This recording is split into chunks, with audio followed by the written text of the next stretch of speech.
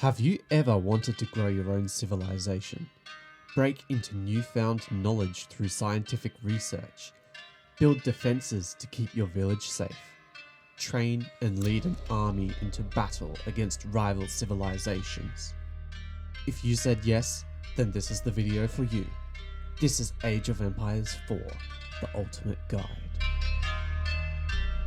Age of Empires is a game that has captured the hearts of many gamers over the years since its release in 1997.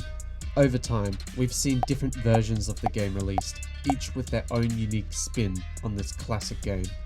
Age of Empires 4 can be purchased from the Microsoft Web Store or the Xbox. In this video series, I'll be showing you everything you need to know to master this classic game and become the greatest civilization of all time. You can select which civilization you wish to play as before you begin your game.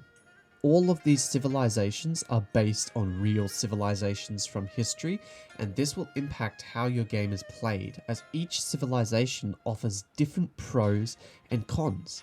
As your game progresses, you will find that the Chinese civilization, for instance, does not have access to the technology required to produce a cannon, whereas if you decide to play as the English, you can create many to support your army. While each civilization offered has its own unique pros and cons, there are a number of shared similarities that do not change throughout the game regardless of your civilization. These similarities include food, wood, stone, gold, specific buildings like your town center, barracks, archery, and specific units such as villagers, scouts, and priests. That's all you need to know to begin. Yep, just 2 things.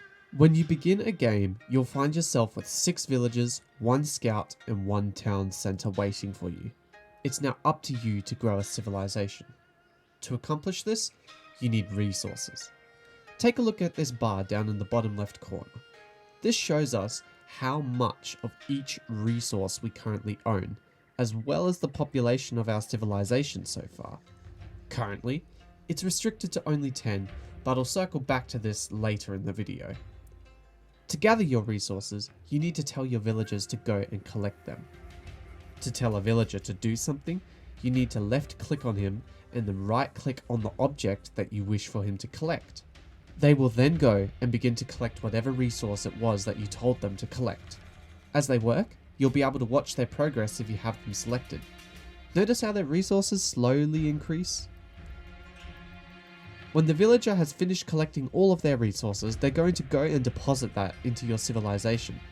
This is why they're going to walk to your town center and set the item down. Notice how your overall amount of resources slowly goes up? But this is slow. As the resources close to our town center are used up, we're going to have to start walking further and further before they can be deposited into our town center. This brings us to the next thing that our villagers can do for us, and that's build things. When we click on a villager, we have this menu bar appear. Those are the buildings that our villager can construct for us.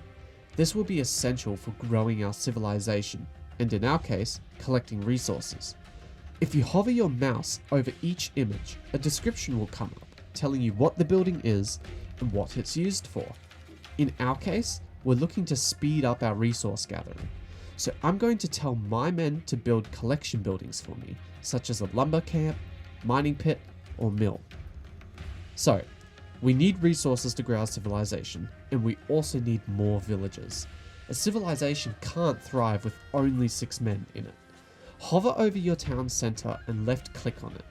We're then going to hover over our option in the top left to see a description of what is going to happen if we click it. And in this case, our town center will make us a new villager. Every time we click this button, we add a new villager to our civilization. Remember how I mentioned that our civilization is restricted to only 10 to begin with? Well, here's where we are forced to start building some things to continue growing our civilization. I'm going to grab one of my men and tell him that I need him to build me a house. Now that he's completed the house, my overall village capacity has increased. Every civilization can have a maximum of 200. And that's how you get started. My intent with this series is to avoid causing you all to feel overloaded with too much information, so I'm keeping each episode short and to the point. Please let me know in the comments what you think, and if you've got this game or want to play this game for yourself. I'll catch you in the next one. Bye!